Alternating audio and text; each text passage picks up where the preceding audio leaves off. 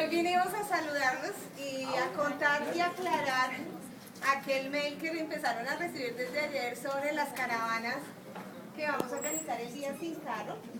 Para ello contactamos a Mejor en Bici, que es una fundación que nos hizo conocer Plinio y Natalia, que se encargan en Bogotá de apoyar a las empresas en este tipo de iniciativas. Entonces escuchen la historia y después nos cuentan cuántos se van a venir en bicicleta.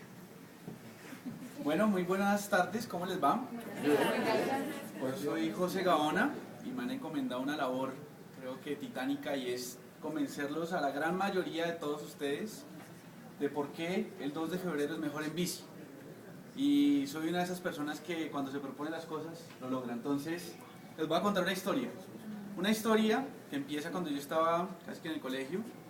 Me gustaba la bici, salía por el barrio a montar en bici con los amigos, con los vecinos, y un día como que me contaron una historia muy bonita y me contaron de los inicios de la bicicleta, desde la historia de hace muchos años, y me dijeron que la habían producido para optimizar el caminado, para que fuera más rápido caminar y desplazarse de un punto a otro.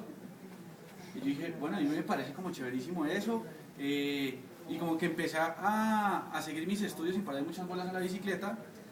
Cuando me gradué me enfrenté a un problema gigantesco, y es que era un bachiller más, sencillamente. Y en ese momento hice clic y dije, oiga, si yo hago las formas de pronto un poquito más eficiente el tema de la bicicleta, puedo convertirme en más que un bachiller. Un juego de palabras ahí que se convirtió como en lo que viene siendo mi vida hoy. Me quería comprar la última moto, último modelo, quería generar un invento que me generara cualquier cantidad de plata y vivir de eso, de la renta, pero había descuidado algo muy importante: la sencillez.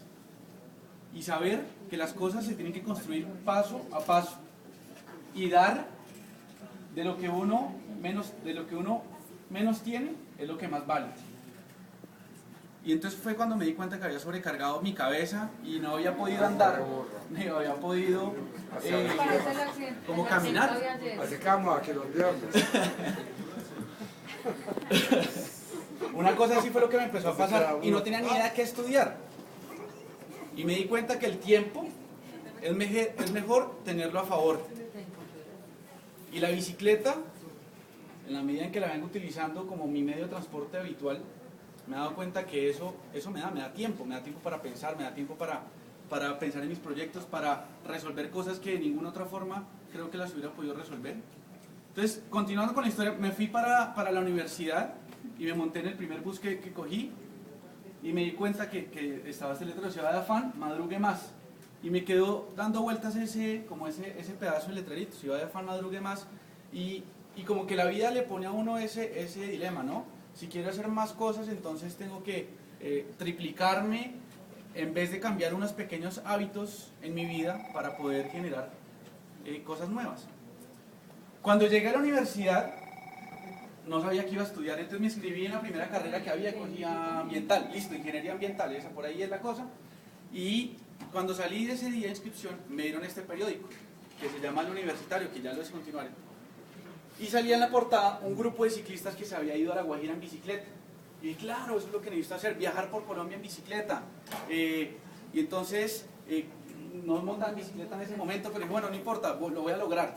Y abrí la página interior y decía, al fin y al cabo, 1 millón de pelazos, Colombia para amarla hay que andarla. Entonces dije, bueno, voy a tratar de contactar a estas personas para ver cómo es ese cuento de viajar por Colombia en bicicleta. Y me contaron, me contaron todo un cuento y me quedé solamente con una palabra, y es que es un camino largo. Para lograr las cosas es un camino largo. Pero lo primero para lograr ese gran camino es conseguir en qué irse. Entonces me compré mi primera bicicleta y hice mi primer gran viaje a la finca de mi tía en Villeta. Eran como 40 kilómetros, todos bajada, pero llegué vivo y me metí a la piscina, levanté la bicicleta como mi primer gran triunfo. Y es que de eso están hechos los grandes triunfos de la vida, de pequeños grandes triunfos. Y es que no importa en pensar en a dónde va a llegar uno, sino toca dar ese primer paso con fe. No toca ver toda la escalera, sino tan solo dar un primer paso, un primer gran paso. Y eso lo dijo un tipo que creía en los sueños. Me uní al equipo de Colombia para amarla y que andarla, que tenía como ese gran lema de vida.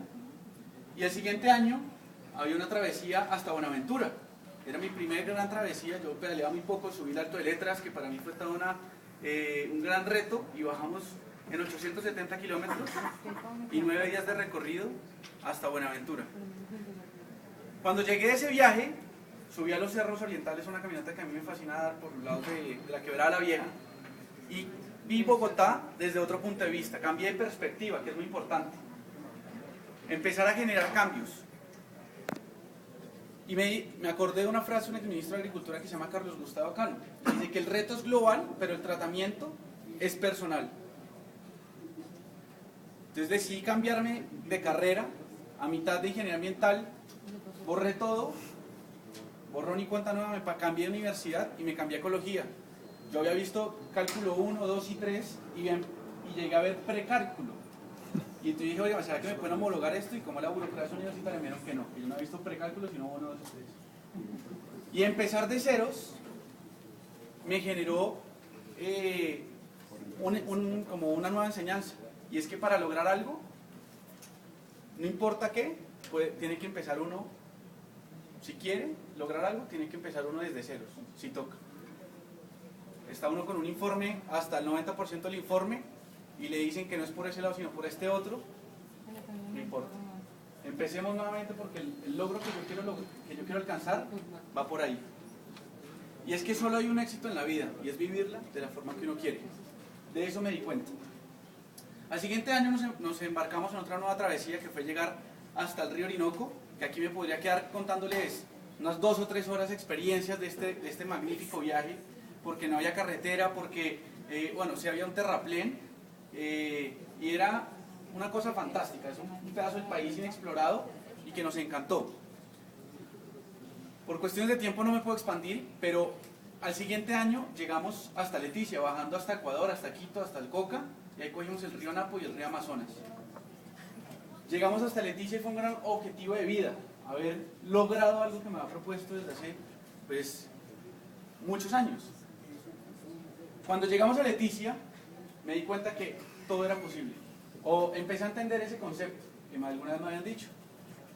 Y un amigo, dentro de los 30 amigos que fuimos, se estaba leyendo un libro en ese momento que se llama El Arrecife, y contaba la historia de un buceador que había buceado en el arrecife y que era muy cómodo porque no permitía que entraran los tiburones. Pero una vez salió este buceador mar adentro, fuera del arrecife, se encontró con un tiburón,